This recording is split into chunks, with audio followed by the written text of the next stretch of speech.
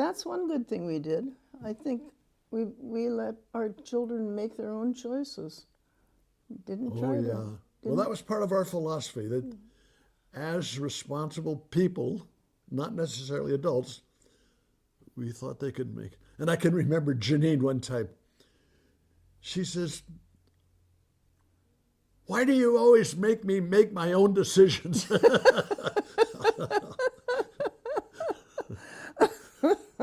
And now if we tried to do that, she'd chop our heads off. Yeah, Oops, sorry, I'm begging her to Janine. let me make my decisions now. Yeah, right.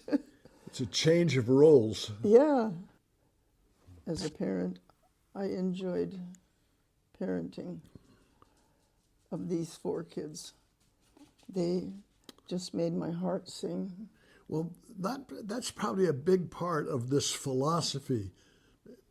Maybe some parents don't enjoy being parents and they resent their kids and they don't like their kids. Yeah, and I can understand that. It's a responsibility to be a parent, and it's a job that you have to do.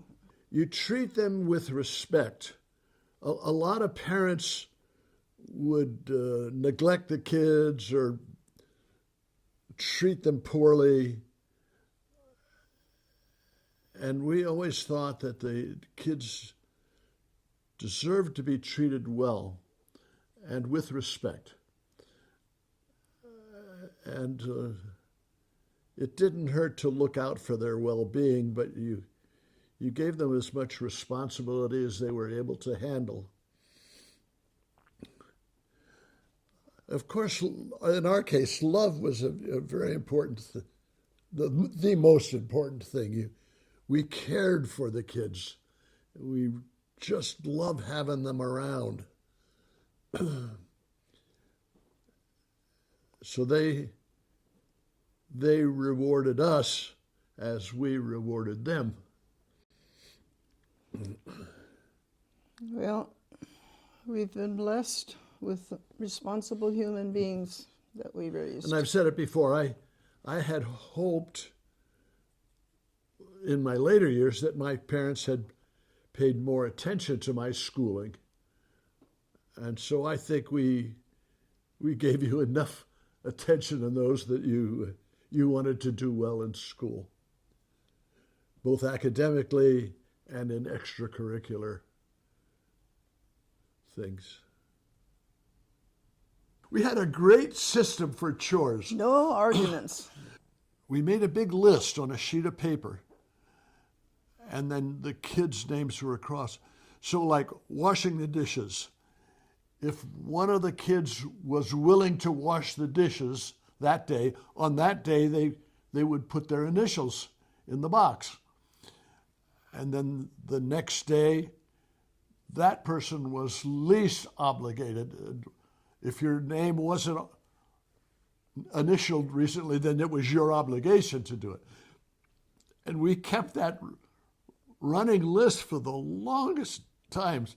And it worked out well because the kids knew if they didn't volunteer every once in a while, their name was blank for a long time and they would have to fill in the initials.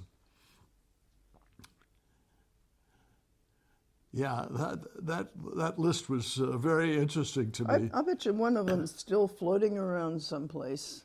Yeah, somebody's got that. It was really precious.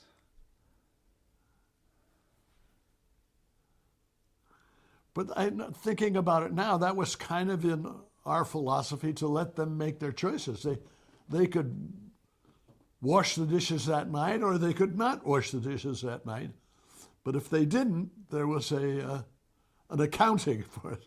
They're deciding not to do it. And if nobody volunteered, then the person who was least initialed was obligated to do it. And I remember the girls playing soccer in their younger years. And I coached girls soccer for a while. Yes, you did. When we lived in Alexandria. And I remember you were always, always supportive.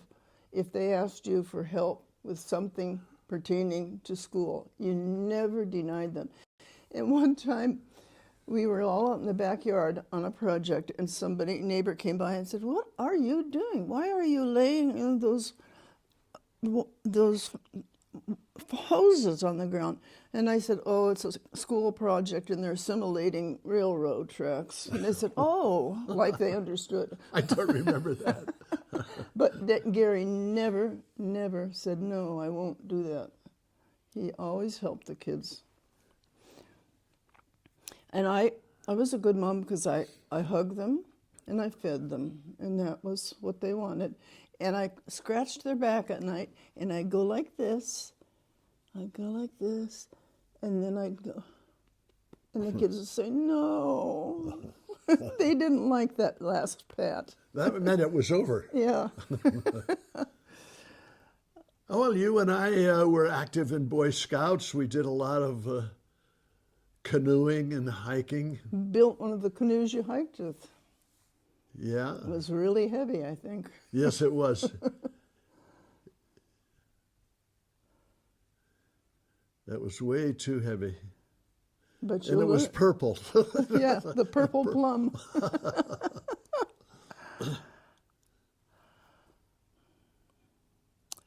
Well, we did a lot of camping because it was inexpensive.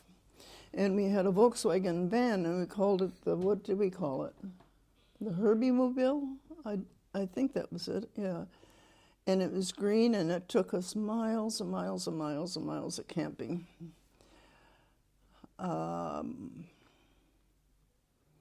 We visited family out of state whenever we could. We maintained contact with both sides of the family, Tague and Trenholm. We had a nice tradition living on the East Coast. Ellen and Gino Andreatta were family friends, and Gail and Wayne. Gail and Wayne were also, all three families were living on the East Coast, so we would get together at one place on Easter and one place on Thanksgiving and maybe at Christmas. And we would... Random times. Families would get together 3 times a year. And that ended up being a very nice tradition, I think. Mm-hmm. It was. The kids got to know each other, and the parents got to know each other. Yeah.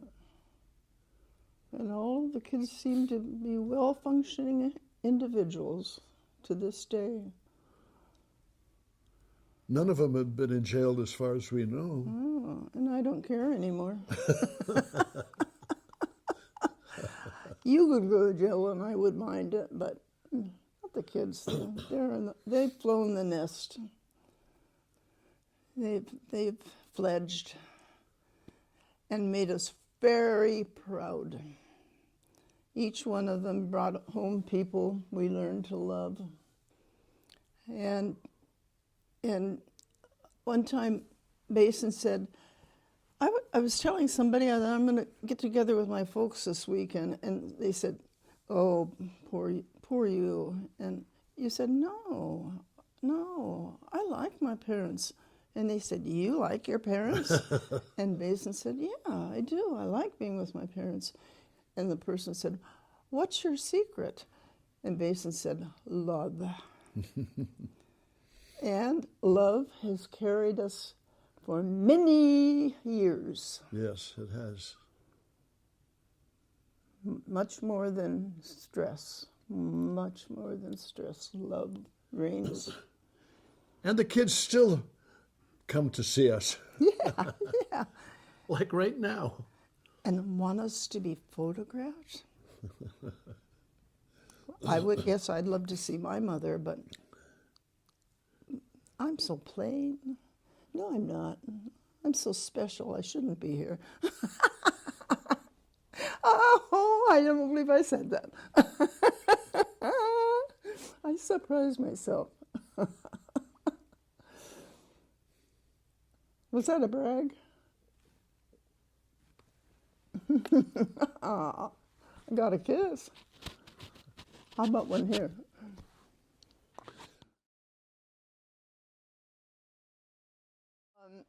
My family in Minnesota didn't value education as much as I do. My mother, my father, even my brother didn't graduate from high school. None of my grandparents on my Trenholm side graduated. So I was the first one in the family. I graduated from high school, and I had 2 years of what was called junior college. And then I moved out to California because I was just tired of having to work all the time and go to school. I was just going to go out to California where I had family, and I would get a job. And I realized I don't really want a job. I want an education. And so I started going to night school just to learn things. But in the interim, when the grandchildren started coming, the children and grandchildren, I wanted to be sure to be a good example for them. And so I reached back to my past, and I was a 67-year-old woman at that time, and I went to get a bachelor's degree. And people said, "What are you going to do with that bachelor's degree?" And I said, "Hang it in the bathroom."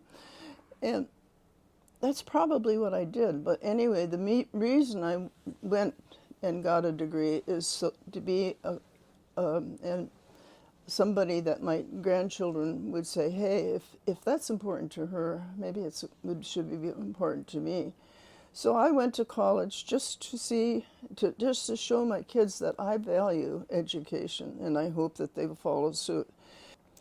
And I'm glad I did it. I never used my degree. It was in anthropology, but we sure went on a lot of road trips to ancient sites after my graduation, and that was fun for me. Some classes I enjoyed, and some was duty. That's the nature of education. You have to do some things you don't enjoy just to accomplish a goal. But basically, I liked being in class, and I liked being on a level with the teachers rather than necessarily being a level with the younger people. And when I walked across the stage, I had a big ovation from my family, and that was a reward for having put time in. And I think we've got a lot of graduates in our family.